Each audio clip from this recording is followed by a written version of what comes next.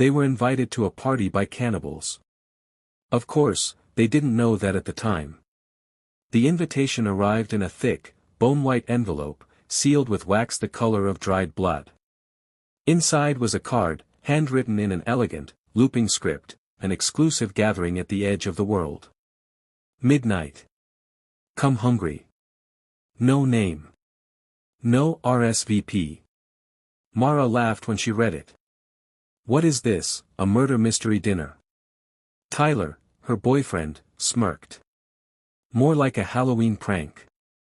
But hey, we're in the middle of nowhere. Let's check it out. It wasn't a joke.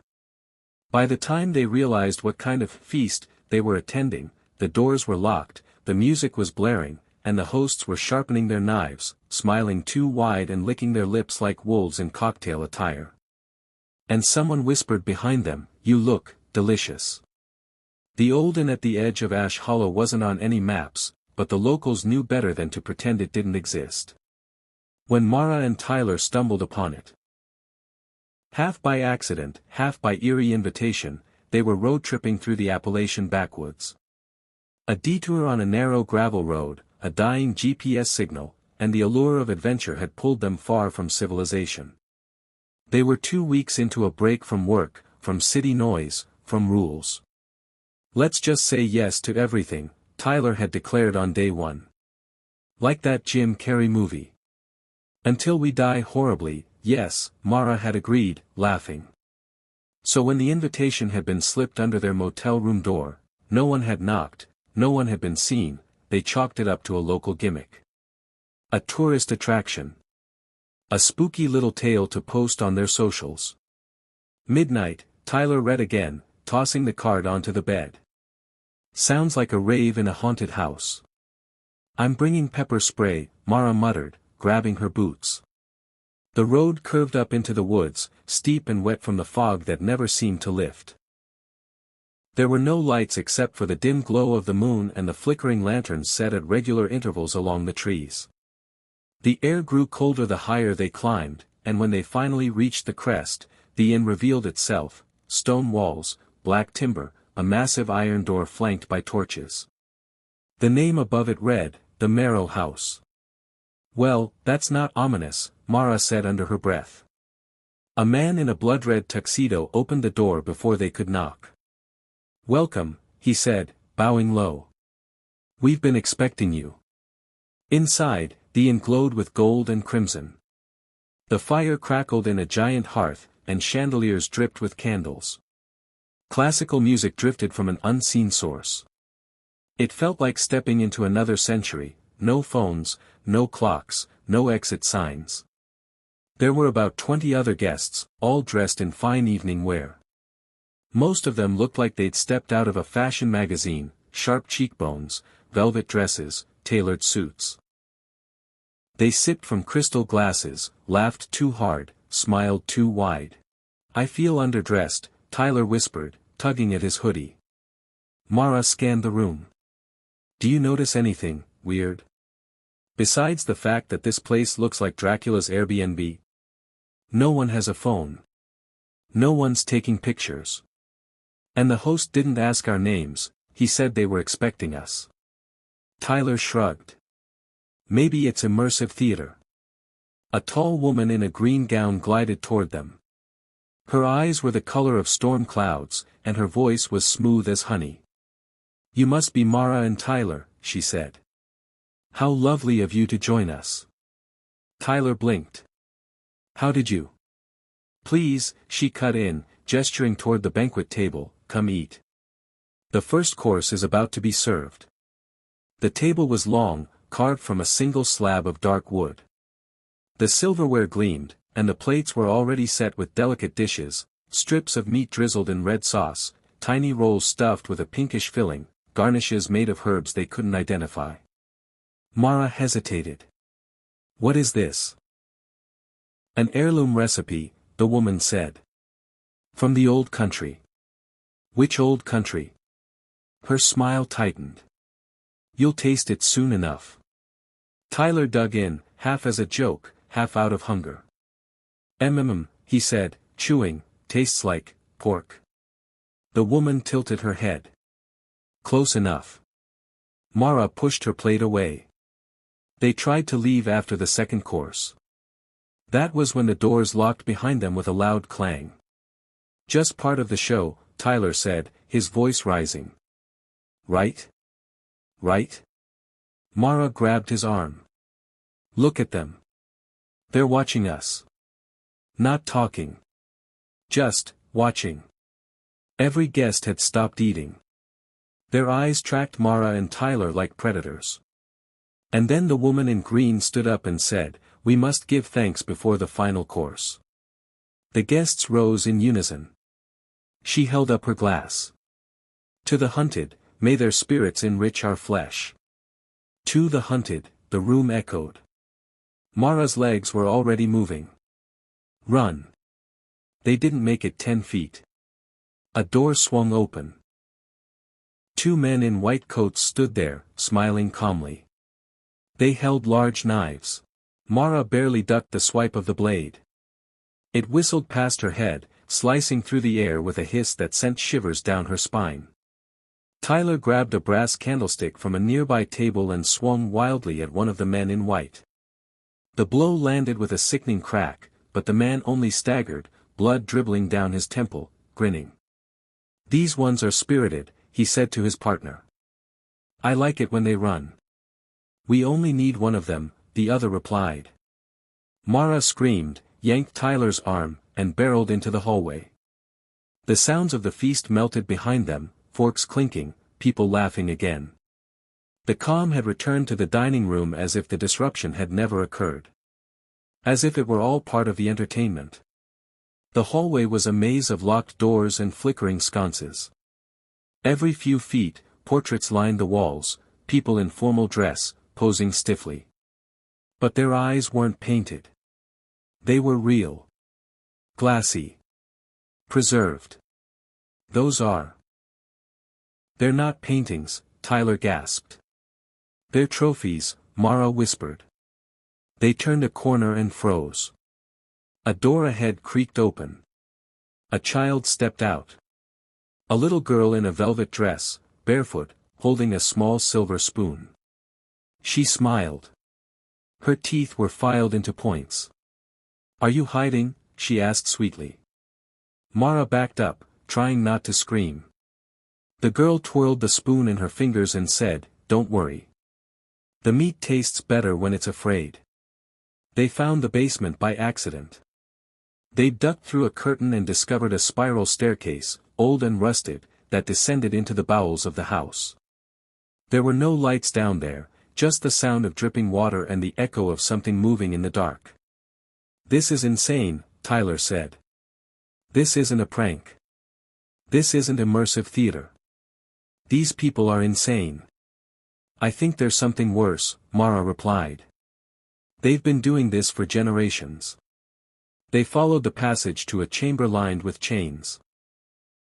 Bones littered the floor.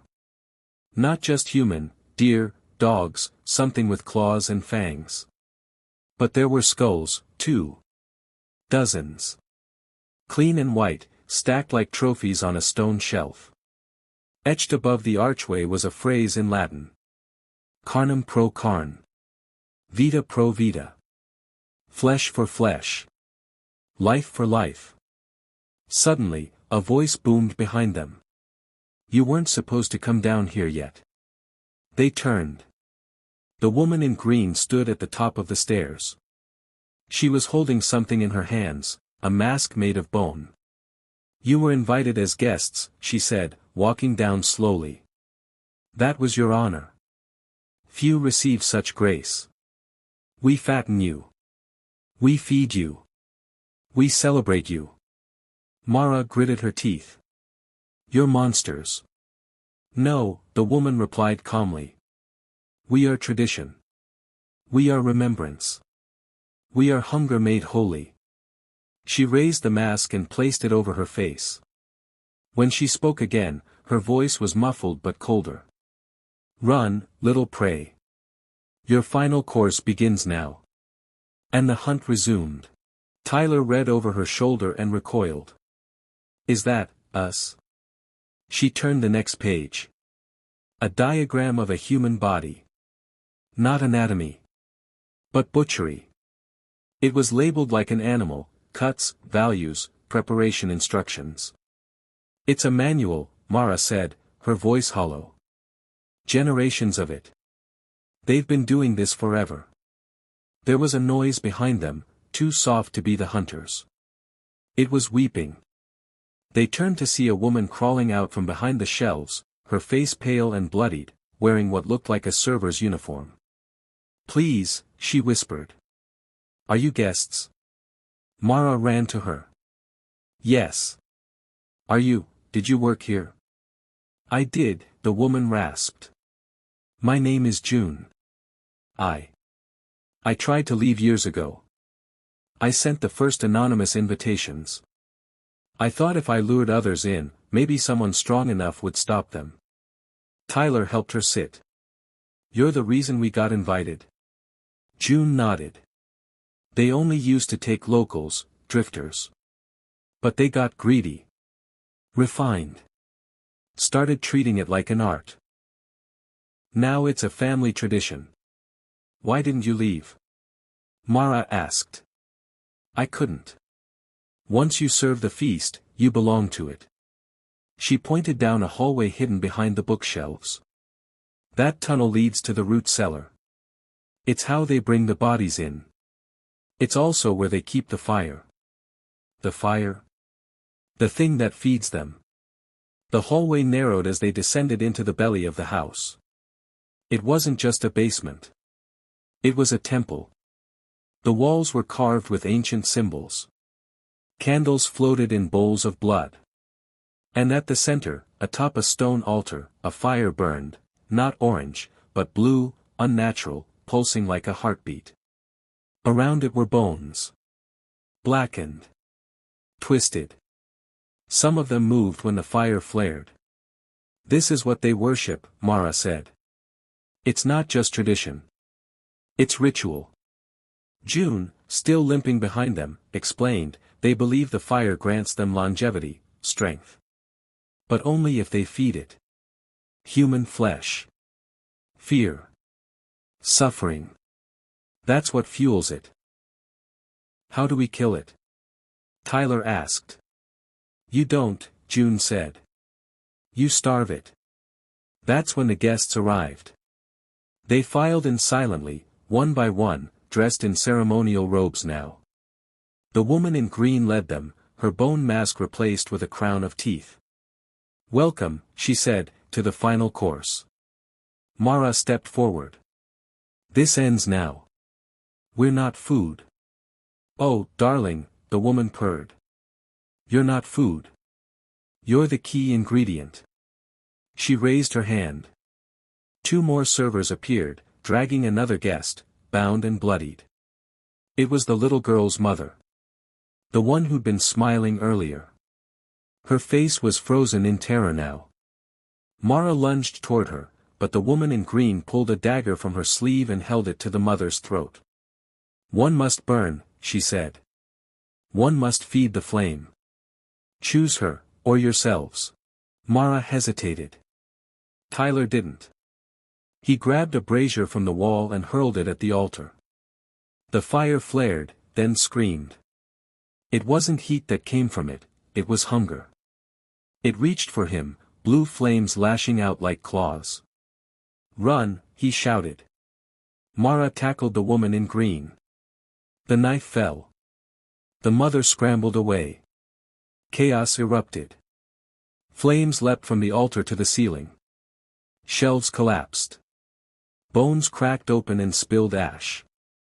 The guests screamed, not in pain, but rage. Their true faces revealed, twisted, starved, monstrous. June threw open a door behind the altar. "That's the escape tunnel. Go."